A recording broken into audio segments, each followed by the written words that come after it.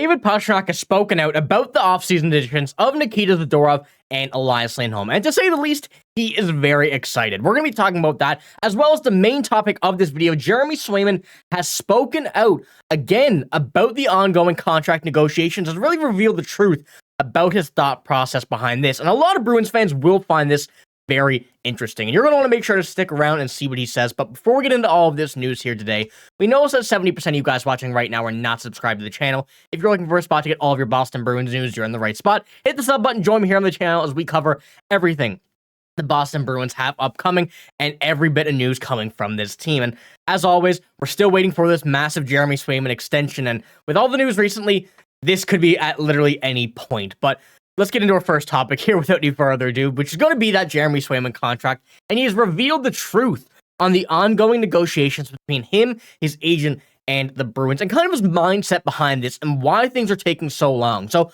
I'll pull up a screenshot here that comes from this article, kind of giving you a little breakdown of what we're going to be talking about, what these quotes come from, and what they're all about. So with that, during a recent appearance on the Shut Up Mark podcast, Swayman was transparent about his ongoing contract negotiations with the Bruins. And when asked about his perspective on the matter, Swayman first dove into last summer's contract negotiations. And this is what he had to say about that. Going on and saying, if you were to ask me the same question a year ago, I would answer it truthfully. And I would say it's scary. It's a lot of resentment towards people that want you to succeed. And when you're not getting compensation for your endless efforts and doing what you're best at, it's a nerve-wracking experience because it's the family you're fighting for.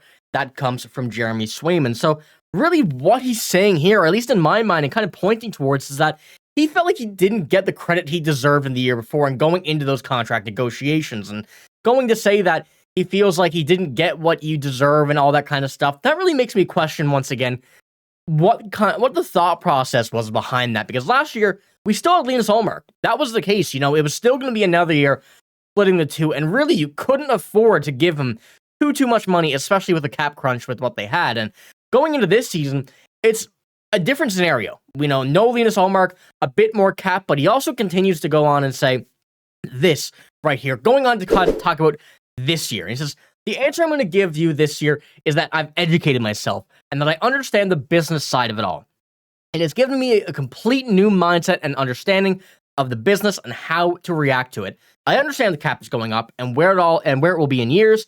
I understand my comparables and how guys I can't ruin the goalie market for other guys that are going to be in my shoes down the line. And to be honest with you, that's kind of what he's done. You know, I don't want to put too much, dishonesty or whatever, I guess, against Jeremy Swayman, because he is trying to get the best for the guys down the road. He wants the guys to get paid, and obviously, a goalie is like a running back in football. They really don't get what they probably deserve, but there are many outstanding reasons why that is. So Jeremy Swayman seems to be actually pushing for that $10 million that we had originally thought about.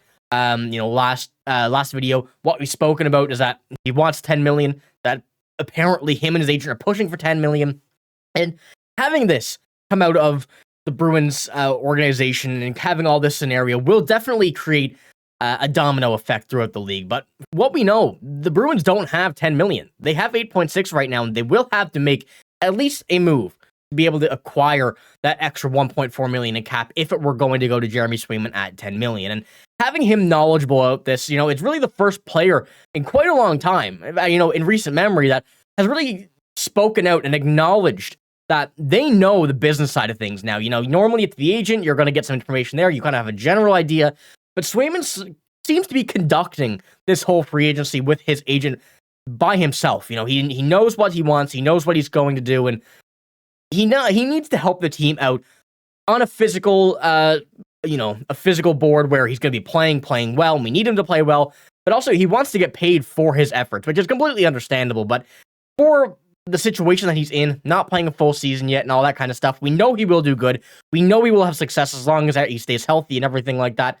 But it just is a lot of factors that the Bruins can use against him. So I think we're going to see still another bit of a holdout over the next little while. And even speaking about those comparables on the goaltending side of things, I pulled this up in last video. The top goalies right now, Carey Price, who's no longer playing, not retired yet, but kind of retired. Sergei Bobrovsky is really the only one other than Carey Price making $10 million, and that was because of last season really made that worth it. I wouldn't really say that contract would be worth it if he didn't win that cup. So I think that's another factor that Jeremy Swayman will use, that whole situation with last year, the Florida Panthers, everything that happened there. And, it is just a process of what we're going to see, what's going to happen. And Swayman seems to be knowledgeable about this, and that's one thing that it do suck for the Bruins, but I'm kind of happy that he's kind of making this stride for goalie contracts to be higher priced than what they are. Not from a Bruins standpoint, from a goalie standpoint myself, I do like that. So let me know what you think about all of this stuff that Jeremy Swayman had to say here. Everything from going over his own experiences and the knowledge that he has of the offseason, the free agency market.